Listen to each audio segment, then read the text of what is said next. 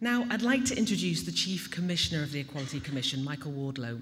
Michael has led the Commission for a year, but has also worked all over the world as a freelance consultant, assisting organisations with issues like equality, peacebuilding and reconciliation. Before that, he was a Chief Executive Officer of the Northern Ireland Council for Integrated Education. And today, he's going to outline some of the main issues impacting on women's economic independence.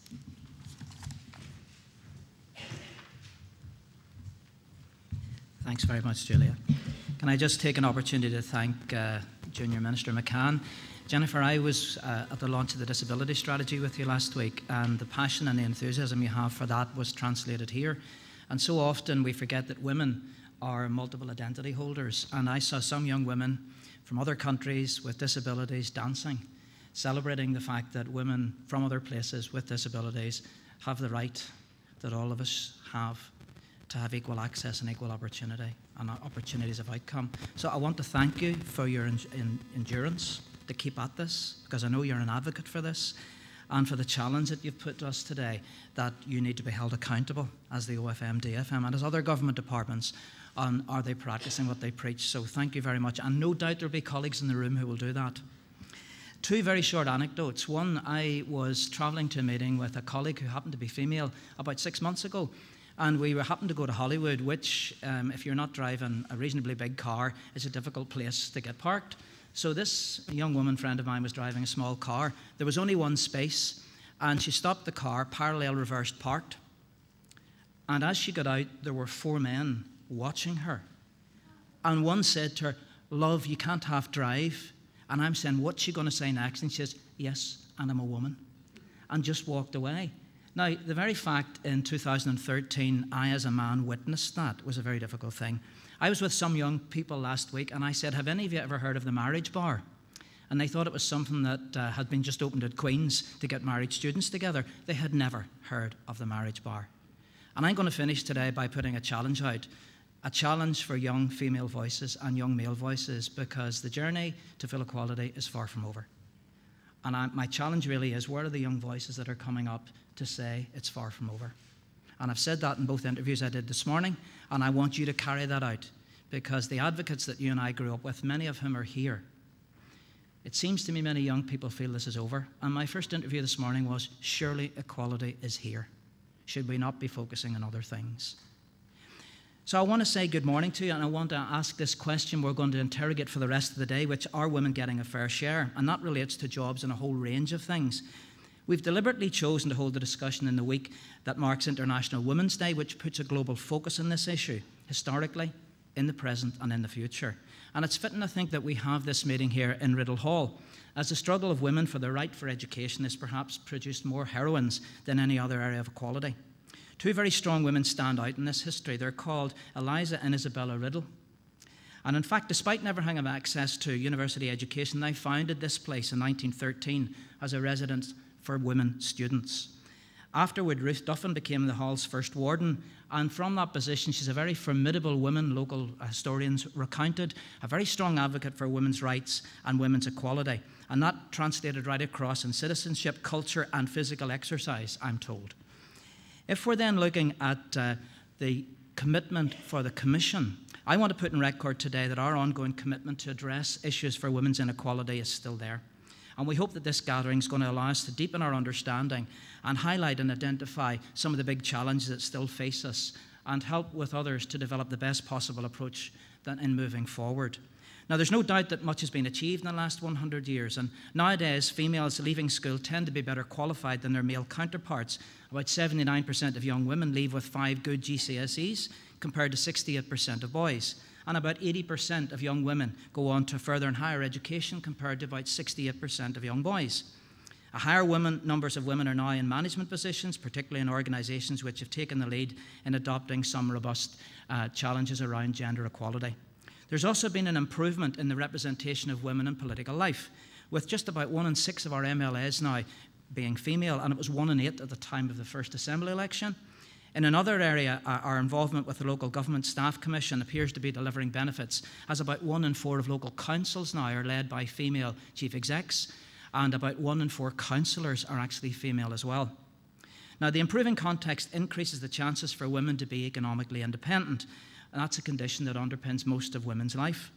It's also been said to be economically independent is to be empowered, and it's from this position of power that individuals gain the choice which assists them in helping to make the right life decisions. But it's only when we're fully enabled to make such decisions we can maximise our full potential. And when individuals don't have that opportunity to access that independence, they often become vulnerable citizens. And with vulnerability comes the potential for further inequalities.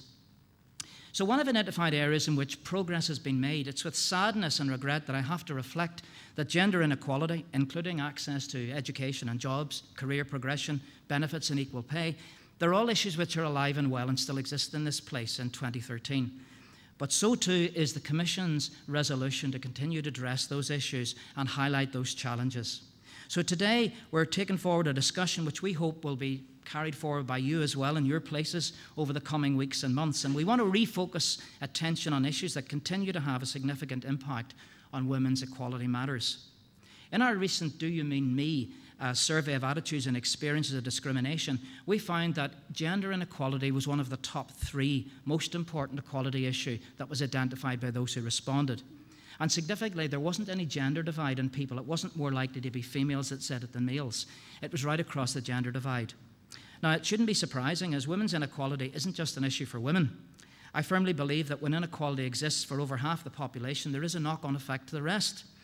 And as a father and a son and husband, I can say at a personal level, I felt this very keenly, as other male colleagues do, that this is an area that isn't just for women, but it's for the whole of Northern Ireland, and that includes men as well. So we need to be advocates for this.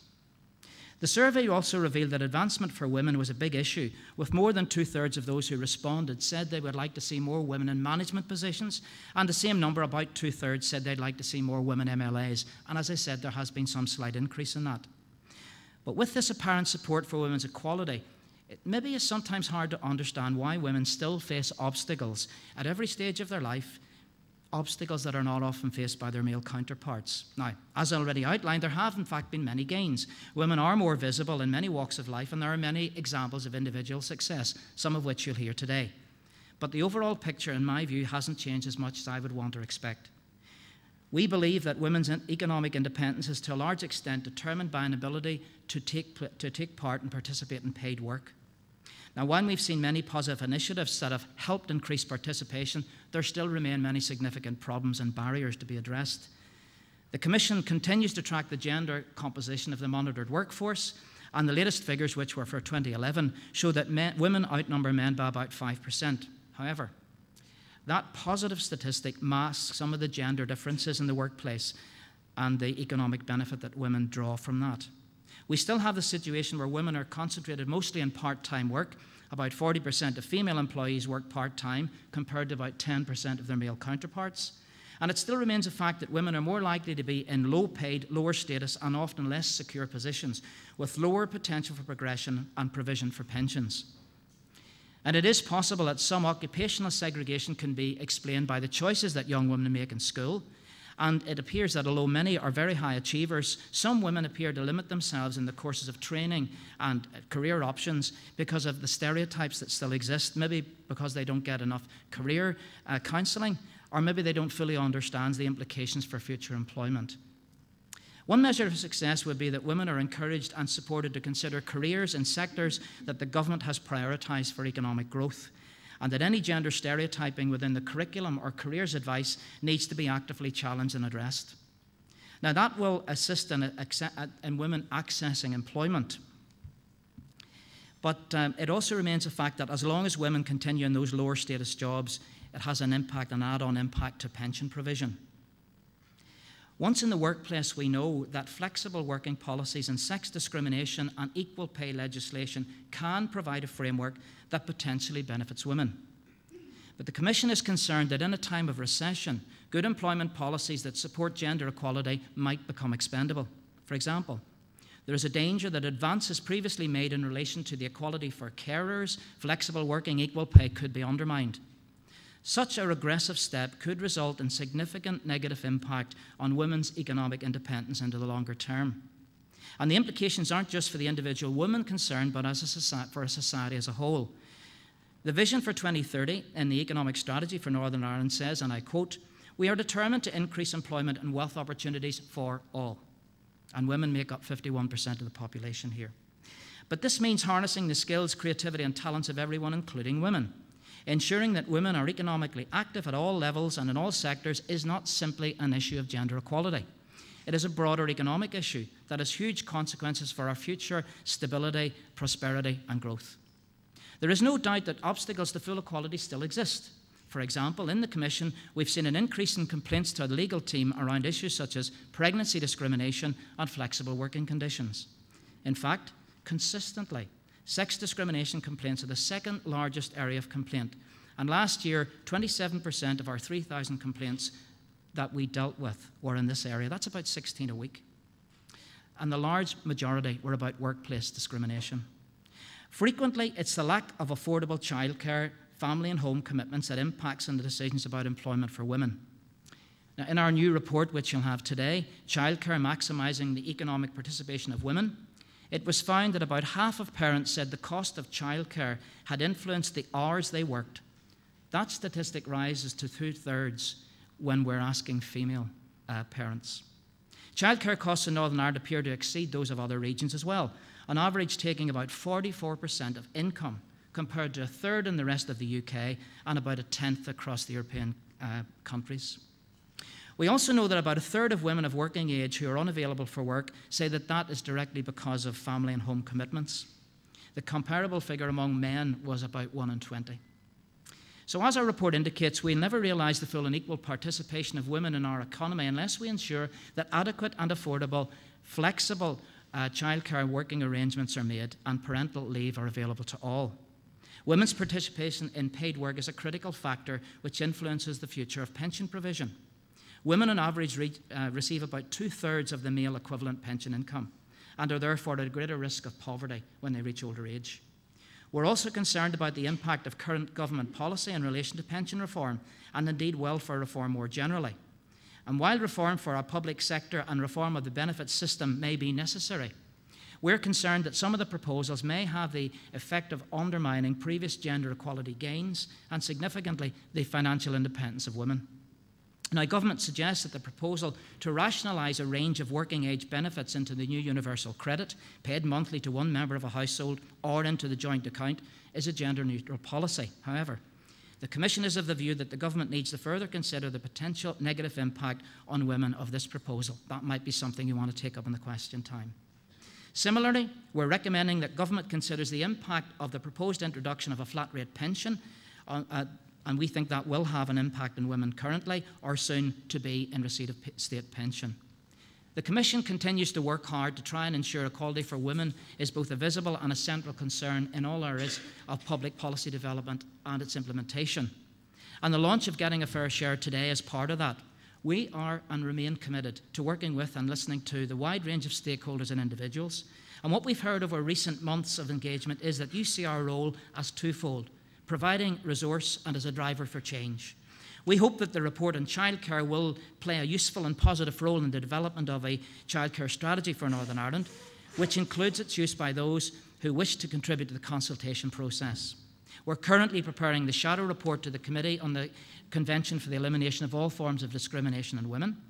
And this is an international framework which scrutinises the position of women across the world and is a mechanism for holding governments to account for actions addressing gender inequalities and discrimination against women generally. We're also working on with the wider sector on their joint report. Now, CEDAW provides a useful framework for benchmarking and focusing attention onto the gaps which still need to be dealt with in improving the lot of women in the workplace. So it's very encouraging that the Junior Minister has, as I said earlier, made some very significant comments and promises to us on gender equality. I believe the time's right for us to work together to try to address some of the entrenched barriers to equality that are still in evidence despite 40 years of sex discrimination law and the more recent initiatives such as the Section 75 provision. There's a great opportunity to maximise the potential for change in the period before we have our next programme for government, but to do that we have to work collectively and commit together to addressing the issues that will be highlighted and discussed here today. We'll also, I'm sure, return to the thorny issue of quotas following the recent European decision relating to women on boards. And I would like to see a new wave of vocal young women, as I've said, particularly earlier on, advocating for gender equality. And we feel that we, corporately, need to do more to build up and encourage that potential. This morning we have a chance to hear from our distinguished guest speakers and panel members who bring a wealth of experience, as Julia's already said. We will also hear some striking stories and accounts from 6 women from different backgrounds, locations and ages on the challenges that they have faced in securing economic independence. And I think that perhaps at the end of this, those are the stories that you're going to carry with you, the anecdotes that actually make all the theory real. We want you to have your say. We want you, as Julia has already said, to join in this by submitting a question now in writing or later in person, or you can join online in discussion at #HerFairShare. If you have, but you can't at the minute because you don't have your phones on, of course. Or perhaps that you might be interested in carrying on this discussion with others. Just talk to some of my colleagues here in the Commission and we'll talk to you about ways and we might be able to help you in that. So now it's time for me to stop talking. I have 2 ears and 1 mouth and I need to remember that. But thank you for the opportunity. I hope you'll go away from here both encouraged and challenged in equal proportions. Thanks for listening.